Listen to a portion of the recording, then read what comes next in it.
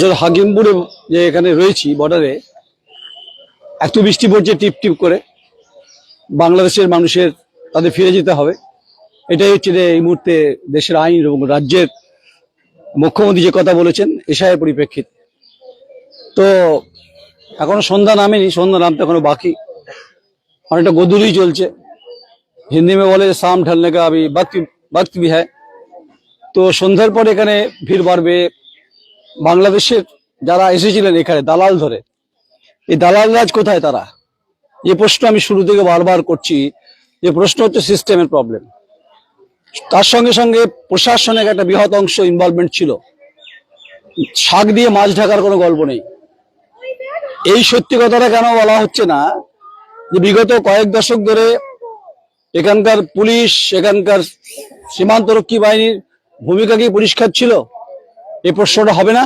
এই প্রশ্ন হওয়া উচিত। তাই এই হাকিমপুরের এই সীমান্তে পুলিশ এবং হচ্ছে সীমান্তরক্ষীর বাহিনীর তৎপরতা থাকবেই, স্বাভাবিক, কিন্তু এরাও সন্দেহের ঊর্ধ্বে নয়। তাই তদন্ত, মানুষ বলছে তদন্ত হওয়া উচিত। এখানে প্রথমত বিওপিটা করা আদৌ বৈধ কিনা। আপনি সাংবাদিক, আপনি ওপারে যেতে পারবেন না, আর এখানে আপনাকে সমস্ত কিছু জমা দিতে হবে। অথচ আপনি ভারতবর্ষে মানুষ বাস করছেন, আমি নাগরিক, বৈধ নাগরিক, আমাকে যেতে গেলে এখানে পাসপোর্ট, এখানে আধার কার্ড জমা দিয়ে যেতে হবে। তাহলে সংবাদ ও সাংবাদিকতা গণতন্ত্রের ফোর্থ পিলারের ভূমিকার ক্ষেত্রে আমার তো ওপারে কিছু বলার আছে, ওপারে তো আমারও কিছু দেখার আছে, যে ওপারে কোনো গন্ধ আছে কিনা।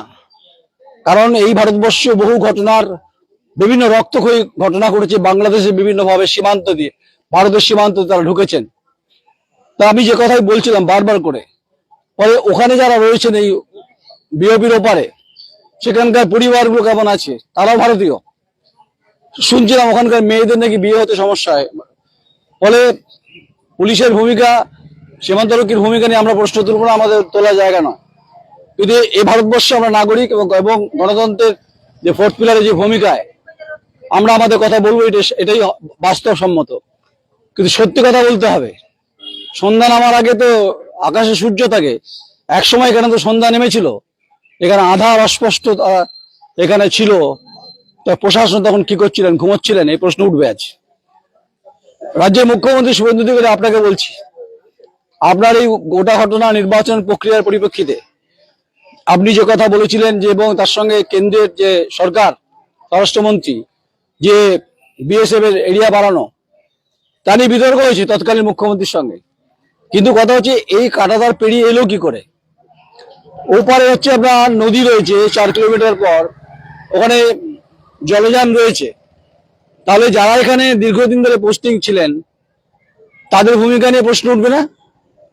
প্রশ্নটা স্বাভাবিক, এটা হওয়া উচিত। আমি মনে করি সংবাদটা হচ্ছে না।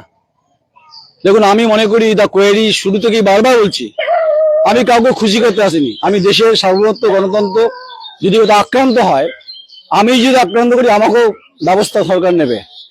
কিন্তু ডাল মে কুচ কালা নাকি সব কুচ কালা, এও পর্দা ওপেন হওয়া দরকার আছে। কারণ এই উইপোকা বা ঘুণ ধরেছে, যে ব্যবস্থাটা আজকের নয়, কালকে হয়নি, পরশু হয়নি।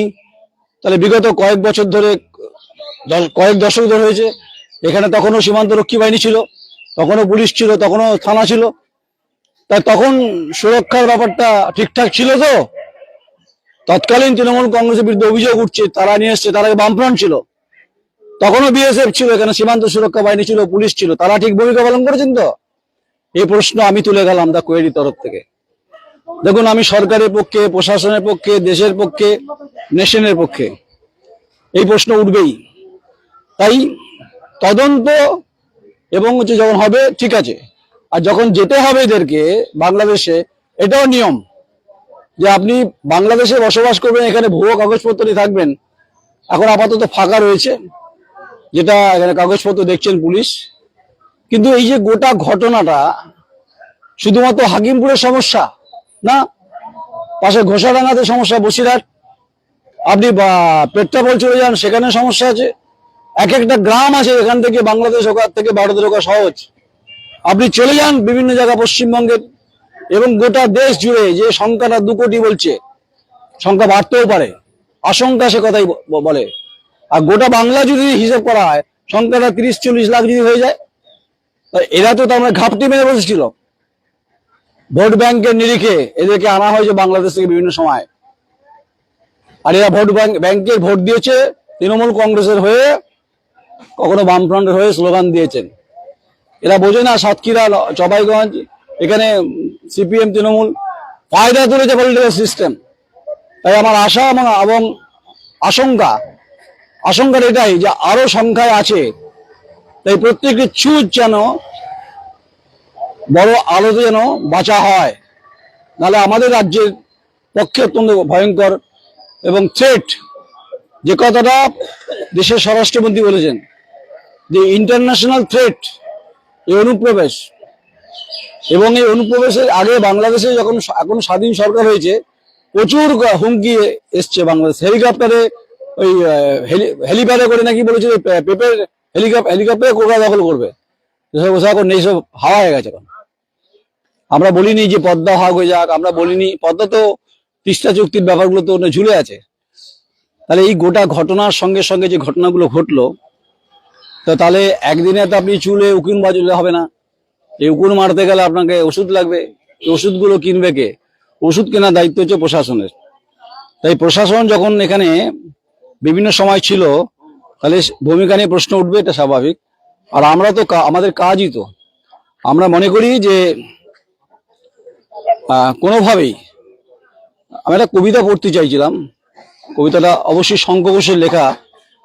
বলছে সবসময় কি ভালোই বলবে লোকে, মন্দ কথাও শুনতে হবে কিছু, তাই বলে কি ভেঙে পড়বে শোকে, তাতেই এমন মাথা করবে নিচু। এও প্রকৃতির জোয়ার ভাটার মতো যাওয়া আসার ছন্দ মেনেই চলে, রাত্রিবেলায় বিরাট ছিল ক্ষত, ভোর ধুয়ে দেয় সবটাই শিশির চলে। আসলে এটা একটা অত্যন্ত দুর্ভাগ্যজনক। এটা যে রাজনীতির, যারা পলিটিক্যাল ডেমোক্রেসিতে যারা তাকতে বসে থাকেন, হিটারে বসে থাকেন, গরম হিটারে, তারা ভোট ব্যাংকের নিরিখে এই ঘটনাগুলো তারাই ঘটান বলে বিভিন্ন সময় মানুষ বলে। মানুষ নীরব দর্শকের ভূমিকায় থাকেন, বলতে পারেন না কিছু। আর 5 বছর অন্তর অন্তর তখন কান্নাকাটি শুরু হয়ে যায়, পলিটিক্যাল পার্টিকে সত্তায় আসতে হবে। কিন্তু আমি বলছি এবারে যে সরকার যে সিদ্ধান্ত নিয়েছেন, শুভেন্দু অধিকারী মুখ্যমন্ত্রী এবং দেশের স্বরাষ্ট্রমন্ত্রী, আমার পূর্ণ সমর্থন দা কোয়েরির তরফ থেকে আছে।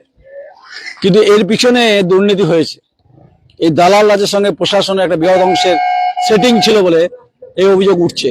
নমস্কার, আমি নয়ন রায়, আমার চিত্র সাংবাদিক সন্দীপ শেঠ, হাকিমপুর বর্ডার, জেলা উত্তর। নমস্কার।